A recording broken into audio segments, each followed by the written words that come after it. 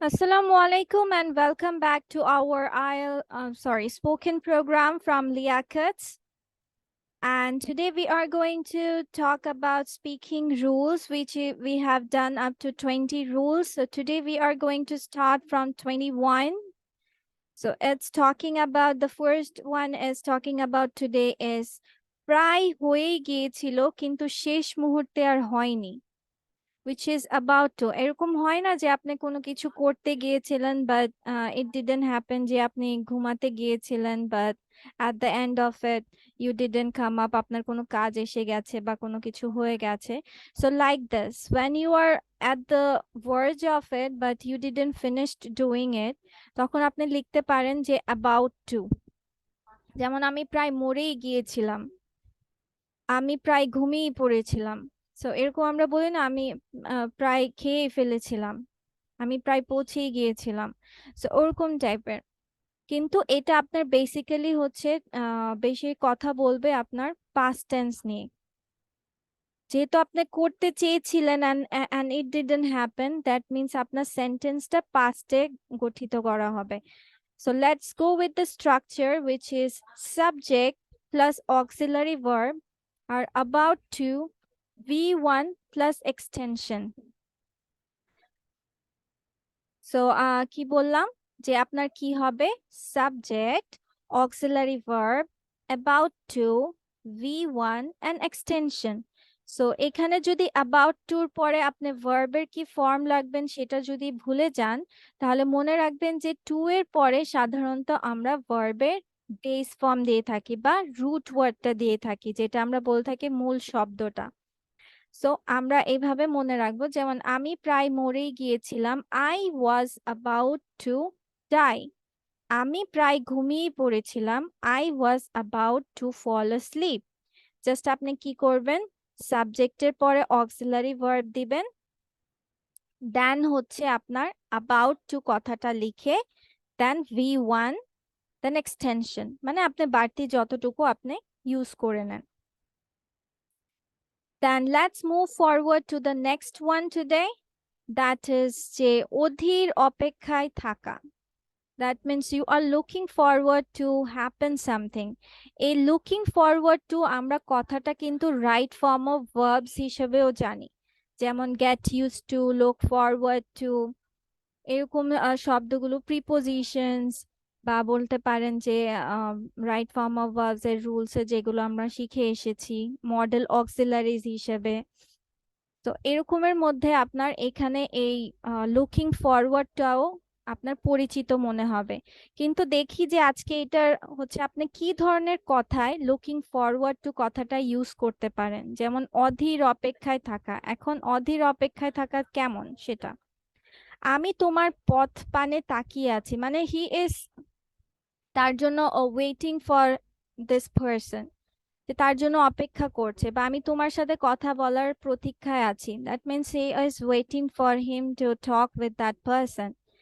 So that's why আপনার হচ্ছে সেন্টেন্সটা এভাবে সাজাতে হবে যে I am looking forward to plus verb plus ING. অথবা আপনি এভাবেও মনে রাখতে পারেন যে লুকিং ফরওয়ার্ড টু কথাটার পরে সাধারণত ভার্বের সাথে আইএনজি হয়ে থাকে. কি বললাম, লুক ফরওয়ার্ড টু এর পরে আপনার ভার্বের সাথে আইএনজি বসাতে হয়, এটা একটু এক্সেপশনাল. ঠিক আছে, যে আমরা সাধারণত জানি যে টু এর পরে, যেমন এখানে আমি বলেছি যে টু এর পরে আপনার ভার্বের বেস ফর্ম দেওয়া হয়, কিন্তু এখানে এটা আপনার ফ্রেজাল হিসেবে ইউজ হচ্ছে. সো লুকিং ফরওয়ার্ড টুর পরে আপনার ভার্ব প্লাস আইএনজি দিতে হবে. যেমন আমি তোমার পথপানে তাকিয়ে আছি, that I am looking forward to seeing you, not looking forward to see you, no, I am looking forward to seeing you. I am looking forward to talking with you. I'm looking forward to speaking with you. I'm looking forward to swimming with you. So আপনাদের এটা খেয়াল রাখতে হবে যে looking forward to এর পরে আপনার ভার্বের সাথে আইএনজিটা দিতে হবে, বাকি আপনি যেভাবে দিয়ে নেন. Then the third one for today is যেখানে সেখানে. যেখানে সেখানে এখন সেন্টেন্স আমি কিভাবে বোঝাতে পারি, যেমন যেখানে গণতন্ত্র আছে সেখানে সুশাসন আছে, যেখানে মানুষ আছে সেখানে সভ্যতা আছে। সো এখানে যেখানে সেখানে কথাটা যদি আপনি আনেন সেন্টেন্সে, then you can write like this, where there, where there, যেখানে সেখানে। যেমন যেখানের জন্য where, যেহেতু এটা আমরা কোয়েশ্চেন মেক করছি না, নর্মাল সেন্টেন্স, সো সেই জন্য যেখানের কথাটা where দিয়ে বোঝাচ্ছি আর সেখানের কথাটা বোঝাচ্ছি there দিয়ে। সো where there, যেখানে সেখানে where there। So let's go যে এখন আপনি সেন্টেন্সটা স্ট্রাকচার করবেন কিভাবে। So where there plus V verb, মানে am is are was were এগুলো, দেন এনপি মিনস হচ্ছে নাউন অথবা প্রোনাউন অ্যাজ পার আপনার টেন্স অনুযায়ী বা হচ্ছে আপনি যে সাবজেক্ট বা সেন্টেন্সটা লিখবেন সেটা অনুযায়ী পার্টস অফ স্পিচ সিলেক্ট করবেন। Then plus there, V verb, noun plus pronoun extension. এখানে একটা মজার বিষয় হচ্ছে আপনার ওয়্যার দেয়ার এর পরে যে স্ট্রাকচারটা যেভাবে ডেকোরেট করবেন, আবার এই নাউন প্রোনাউনটা লেখার পরে আপনি ঠিক সেভাবেই আবার সেন্টেন্সটা আবার করবেন। জাস্ট এখানে ওয়্যার দেয়ার কথাটা হবে না, এখানে দেয়ার কথাটা হবে। আমি আবার বলছি যে এটা কিভাবে মনে রাখবেন, যে where there, be verb, noun অথবা প্রোনাউন, এটা গেল আমাদের একটা ধাপ। নাউন প্রোনাউনটা দেওয়ার পরে আপনি আবার লিখবেন দেয়ার, নট ওয়্যার, তারপর দেখেন V verb, noun pronoun extension. It's like same আপনার এই অ্যাবাভ পজিশনটার। তো এবার একটু সেন্টেন্সে যাই যে কেন এটা এরকম। যেমন যেখানে গণতন্ত্র আছে, where there is democracy, সেখানে সুশাসন আছে, there is good governance। আপনি যদি মনে হয় যে আমার সেন্টেন্স স্ট্রাকচারটা মনে নাই, তখন আপনারা সেন্টেন্সটাতে চলে যাবেন ভেঙে ভেঙে। যেখানে গণতন্ত্র আছে ততটুকু আগে একবার করে নিবেন, তারপর আবার সেখানে সুশাসন আছে, সরি, সুশাসন আছে, সেটা আবার আপনি করে নিবেন। যেখানে মানুষ আছে সেখানে সভ্যতা আছে, where there are people there is civilization। তার মানে যেখানে মানুষ আছে, আমি একবার করে নিলাম সেন্টেন্সটা, where there are people, সেখানে সভ্যতা আছে, means there is civilization।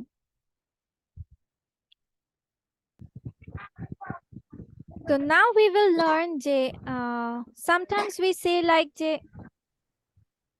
কি হতো যদি, যেমন কি হতো যদি আমি বাসটি মিস করতাম, কি হতো যদি আমাকে কেউ দেখে ফেলতো, যদি কি হতো যদি আমায় কেউ দেখে ফেলতো বা আমাকে কেউ দেখে ফেলতো, কি হতো যদি আমি সমস্যাটা না বুঝতাম, এই যে কি হতো যদি এটা না হতো ওটা না হতো, তখন আপনি লিখবেন হোয়াট ইফ। হোয়াট ইফ দিয়ে আমরা করব হচ্ছে সাবজেক্ট প্লাস ভার্ব, বাকিটুকু আপনার সেন্টেন্স অনুযায়ী আপনি লিখে ফেলবেন। কি হতো যদি আমি বাসটি মিস করতাম, what if I miss the bus, what if someone saw me, what if I didn't understand the problem. What ইফটা আগে দিয়ে আপনি বাকি আপনার sentence structure subject verb object সেভাবে সাজিয়ে নেবেন। তার মানে আমার হোয়াট ইফ কথাটা আগে দিতে হবে। এখানে আরেকভাবে মনে রাখতে পারেন যে হোয়াট ইফ যেহেতু আমার কোয়েশ্চেন টাইপের একটা WH ওয়ার্ডস, তার মানে এটা আমার সবার আগে আসবে। কোথায় আসবে? সবার আগে আসবে। বাকি আপনার সেম, যে আমার কোনো সেন্টেন্স গঠন করতে আমি জানি সাবজেক্ট ভার্ব অবজেক্টের প্রয়োজন হয়, সো এখানেও সেম, হোয়াট ইফটা আগে দিয়ে বাকি subject verb object with a question mark. কারণ আমরা কি জানি যে ইন্টারোগেটিভ সেন্টেন্স মেক করার টু ওয়েজ আছে, one is WH words and other is auxiliary verb।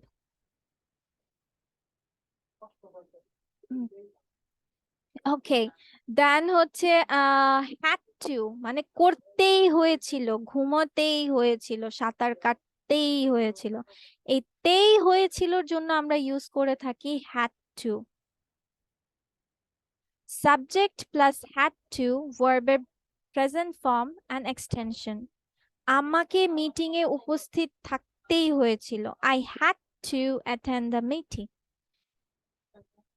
মনিরকে আর্থিক সাহায্যটি নিতেই হয়েছিল।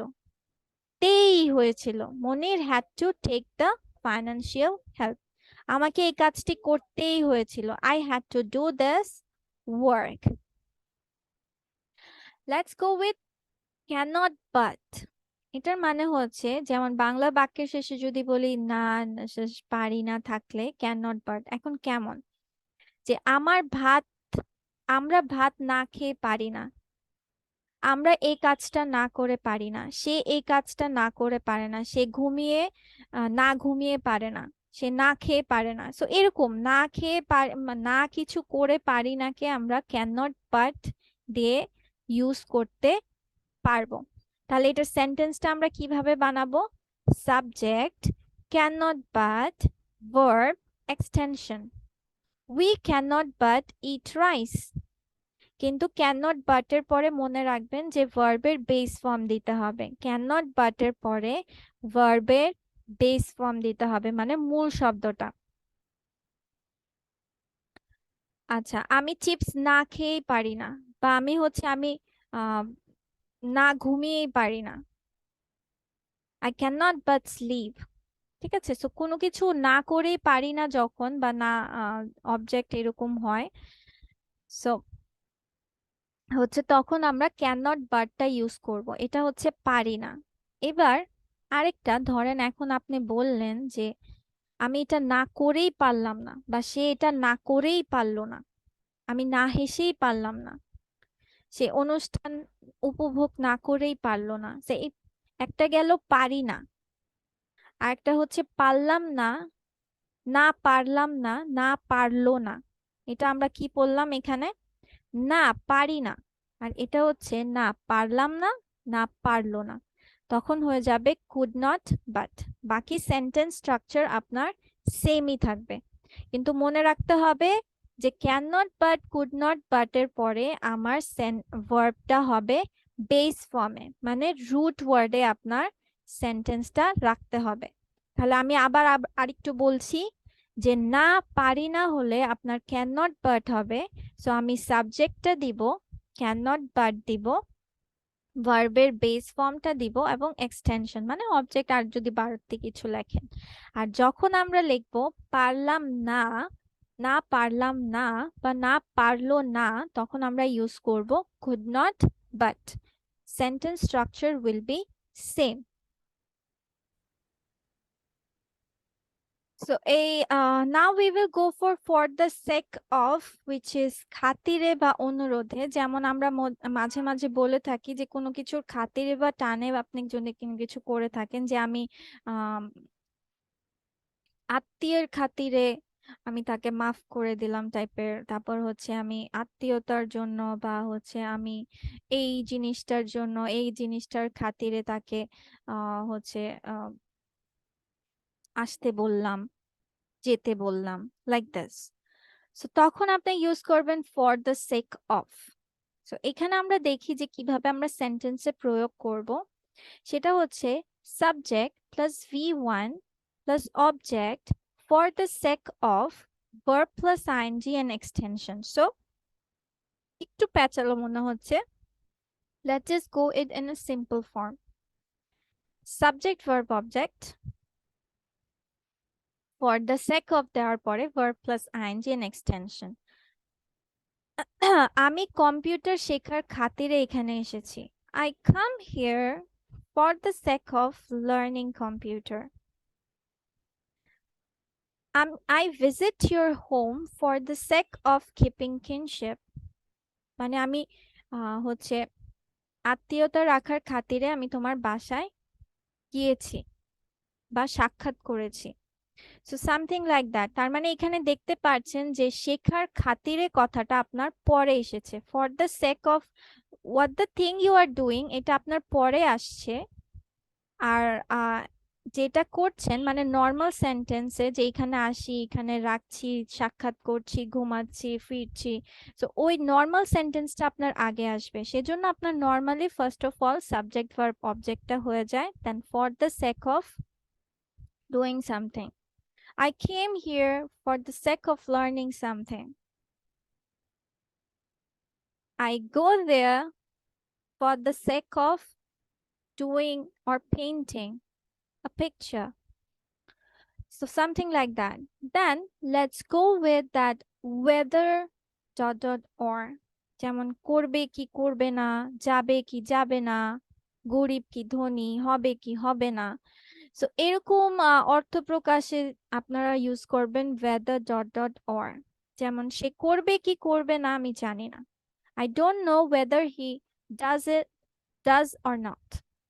তুমি যাবে কি যাবে না এখনই সিদ্ধান্ত নাও। তুমি করবে কি করবে না, তুমি ভাববে কি ভাববে না, it's your choice. I mean এটা আপনার সিদ্ধান্ত।